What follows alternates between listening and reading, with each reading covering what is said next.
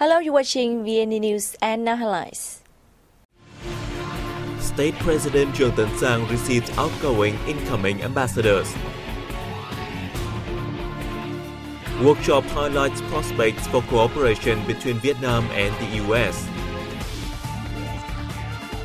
Exhibition on Hoàng Sa Trường Sa comes to border Lạng Sơn province.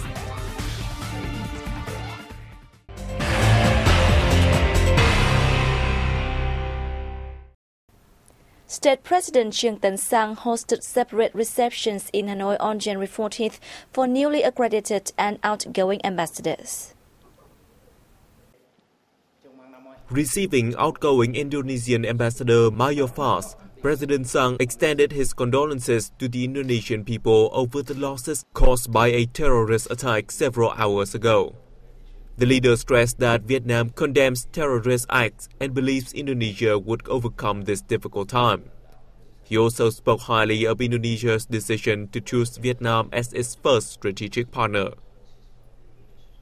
Ambassador Mayofaz thanked the president for his instruction to Vietnamese relevant ministries and agencies in strengthening the bilateral strategic partnership. Receiving outgoing Malaysian Ambassador Asmil bin Mod Zabidi, President Sang highly valued the country's role as ASEAN's chair in 2015, contributing to the establishment of the ASEAN community. The host expressed his hope that Malaysia will further develop and beef up ties with Vietnam for the benefits of both countries. The ambassador briefed President Sang on the outcomes of bilateral cooperation between the two countries, adding that Malaysia has become one of the leading investors to the country. At the meeting with outgoing Filipino Ambassador Jerry Santos, President Sang spoke highly of the Philippines' economic and trade cooperation, as well as its stance on the East Sea issue. Vietnam stands ready to share experience with the Philippines and overcome the common challenges. Ambassador Santos pledged to continue working with Vietnam in an effort to settle impediments, including matters related to the East Sea.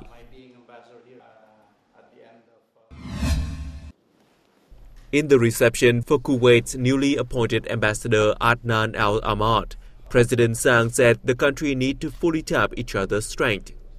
He said Vietnam welcomes Kuwait's cooperation initiatives, expressing his belief that businesses of the two nations would step up cooperative ties to match with their potentials. For his part, the ambassador noted that more Kuwaiti investors are looking to Vietnam as the Nghi Sơn oil refinery project has proved a success in cooperation between the two nations. After presenting his credentials to President Sang, German Ambassador Christian Berger mentioned 5 issues that have drawn attentions from the German President and Chancellor, including the organization of dialogues on law-governed state and cooperation in vocational training. President Sang said Vietnam welcomes German businesses to invest in the country and carry out vocational training programs to improve the quality of human resources.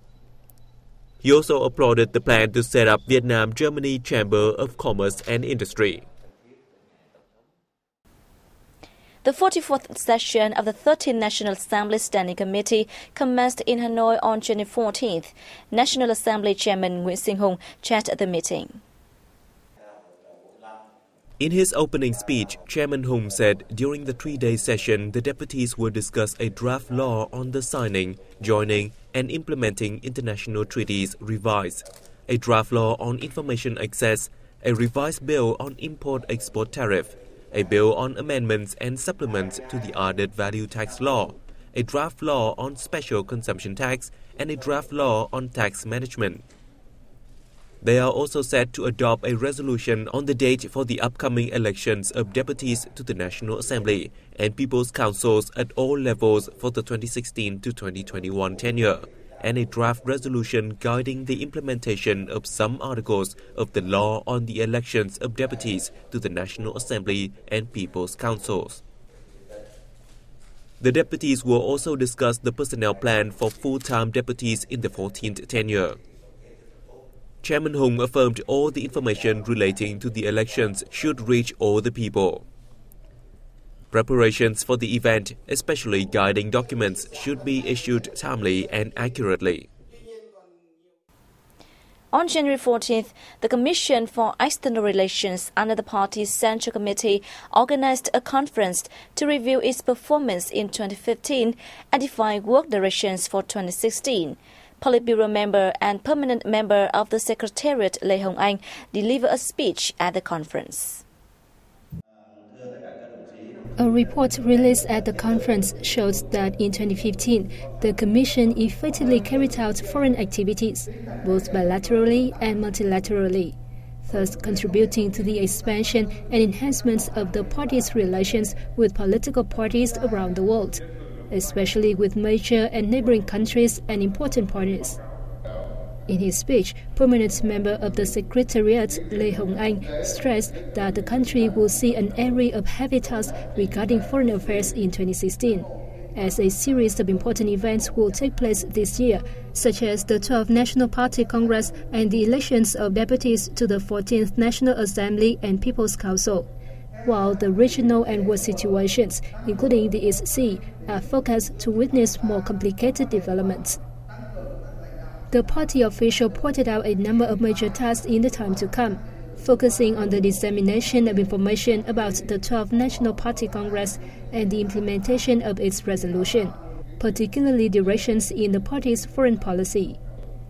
He requested the Commission to improve the quality and effectiveness of research, counseling, and focus activities, and take the initiative in studying the international and regional situations and political parties' policies, in order to better serve the leadership and instruction of the party's Central Committee, the Political Bureau, and the Secretariat in Foreign Affairs.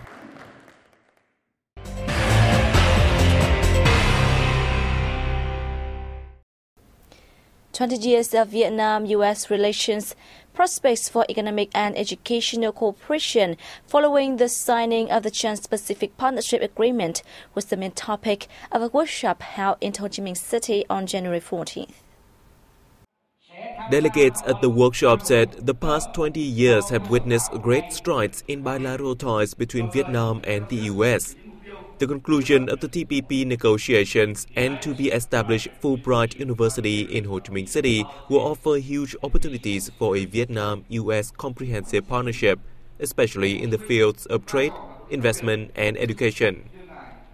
The participants also proposed solutions to boost the bilateral relationship in the coming years to meet the aspirations of the two countries' leaders and people.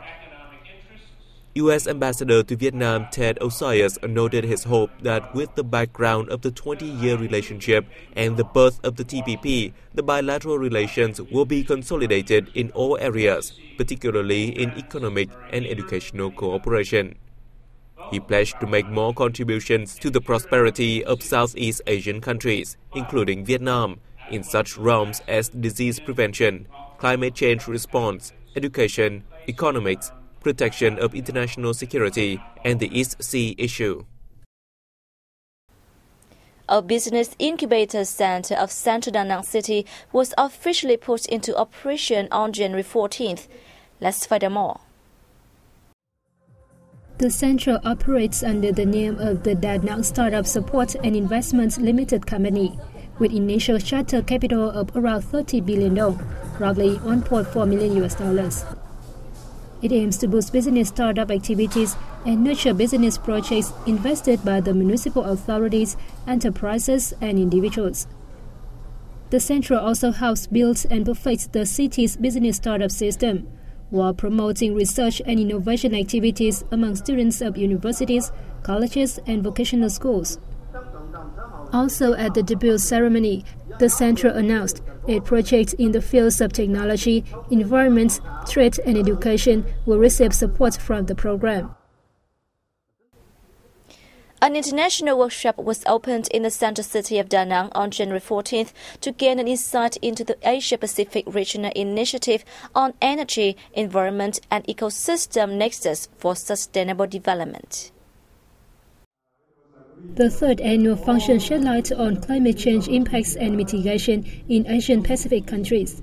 the promotion of green growth and a low-carbon society based on the integration of 3E, the economy, and tools to implement climate change agreements.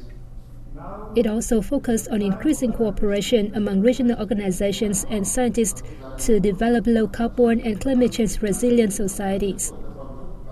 Deputy Minister of Natural Resources and Environment Nguyễn Linh Ngọc said climate change is a multidimensional issue facing all nations, and related matters must be solved through countries' cooperation in resources, knowledge, and technology sharing.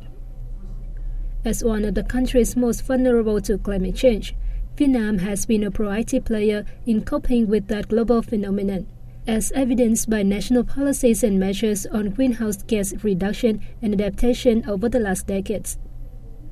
The workshop is an important forum for scientists, officials, and relevant individuals and organizations to discuss and seek cooperation to achieve sustainable development goals in Asia.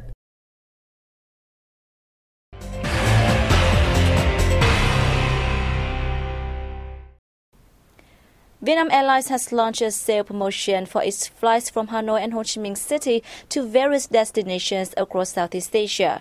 More details coming up next. Under the 10-day program, which began on January 14, a round ticket for journeys made during 2016 will cost between $9 and $63 before tax, other fees and charges. The promotion tickets will be applied to flights on routes to Jakarta, Bangkok, Singapore, Yangon, and Kuala Lumpur. Tickets will be available at Vietnam Airlines website, booking offices, and sales agents nationwide.